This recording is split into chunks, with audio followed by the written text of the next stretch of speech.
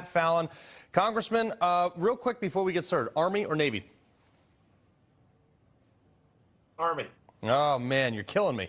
Okay, so...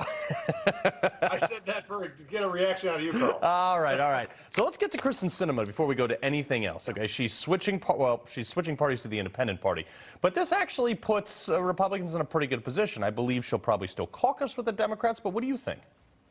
Yeah, and that's what a lot of folks need to understand is I believe it's Angus King up in Maine. He is an independent that caucuses with the Democrats, and Bernie Sanders is a Marxist that also caucuses with the Democrats. But, you know, it's not a good thing for Democrats, Carl, because it could be a first step to her truly becoming independent and maybe perhaps, I don't know, someday maybe caucusing with the Republicans. But it definitely frees her up to be more moderate, more centrist, more middle of the road, because she's not going to have to face a Democratic primary electorate anymore. Well, you know, it might be also good if Republicans started dumping some of that money they raised into putting ads about her getting harassed, just to keep it fresh in her mind. This is what your own party did to you when you didn't toe their line, because they followed her into a bathroom.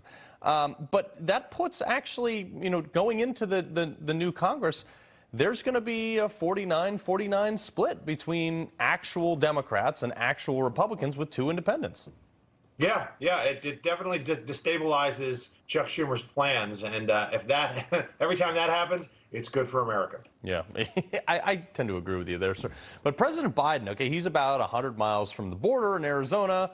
No way he's going down there. I mean, at this point, is it almost like out of spite they're not going, or is it just because like an oversight? Well, no, they know that their poll numbers were dropped because it's not a crisis, it's a catastrophe. Carl, Biden has been president for nearly 700 days, and he's never visited the southern border. And why? Well, April, 234,000 illegal border crossings, the worst we'd ever had in in history, 12 times worse than the last April President Trump was in office. May was 9 times worse. It was 241,000. And then there's been 8 straight months of over 200,000 illegal border crossings. 160 countries have been represented by people crossing the border illegally. 5 million people total, 98 people on the terror watch list.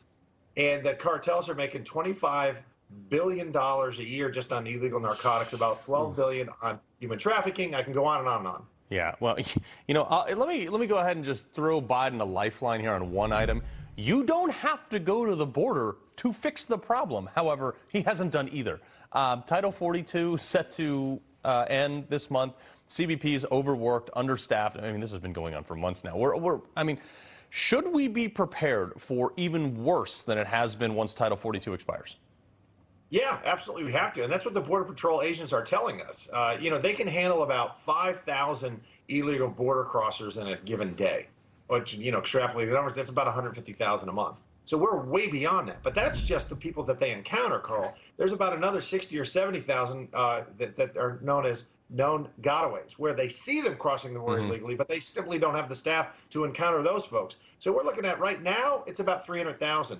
After Title 41 goes away, we're talking about 400,000 or 500,000 a month. I mean, it's again, it's an absolute catastrophe. So there's obviously the House is set to pick this up when you guys take ownership in January. However, a lot of the states like Texas have said we are going to solve this problem ourselves. Let's say they end up suing the federal government, saying, "Hey, this is your job. We had to spend X billion dollars to do it. We're suing the federal government to reimburse us for that money." Is that feasible?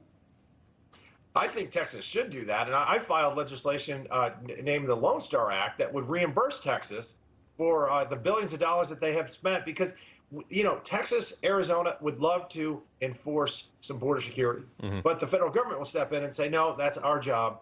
Constitutionally, you can't do that. Right. Well, then Texas I was in the Texas legislature for 8 years, and we were spending about $1 billion every budget cycle to help defend the southern border and secure it, because the cartels, the drug trafficking is off the charts. When we have 25,000 pounds of fentanyl seized in the last couple of years, now some liberals will say, oh, that's a good thing, we're seizing more. No, that means more is getting in. Ask the DEA. And you can see that with the unfortunate deaths of 107,000 Americans last year due to opioid overdose. Well, the problem is if you can't tell me how many got away or how many drugs got away, I'm really not that confident. Congressman Pat Fallon, always a pleasure, sir.